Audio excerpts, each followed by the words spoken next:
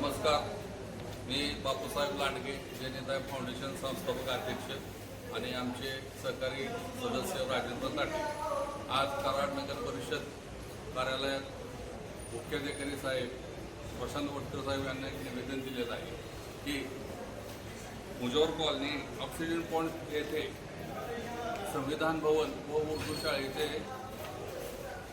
शाळा मंजूर झालेली आहे आणि ती शाळेचं काम आणि संविधान भवनाचं काम मुहूर्त झालेलं आहे आणि आखणी पण झालेली आहे, पण अजूनपर्यंत काम चालू झालेलं नाही.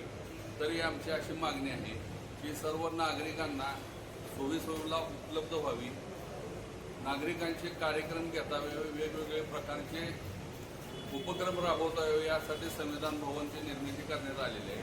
तसेच मुजोर कॉलनीतल्या विद्यार्थ्यांना जास्त दूर न जाता जवळच उर्दू शाळेचं नियोजन केलेलं आहे, त्यासाठी देखील निधी उपलब्ध झालेला आहे.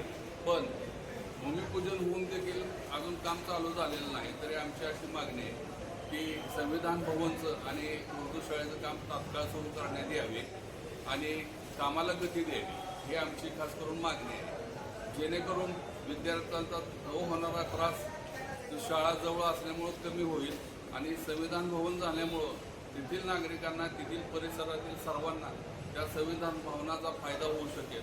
म्हणून कराड नगर परिषद मुख्याधिकारी तथा लोकनियुक्त नगराध्यक्ष यांनी ह्या आमच्या निवेदन अर्जाची तात्काळ दखल घेऊन जे भूमिपूजन झालेलं आहे त्या कामासाठी निधी आलेला आहे, तो निधी त्याच ठिकाणी वापर करण्यात यावा आणि ते काम जलद गतीनं कसं होईल याच्यावर फक्त भर देणे त्यांचं कर्तव्य आहे.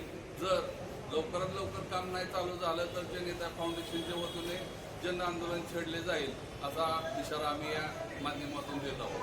नमस्कार.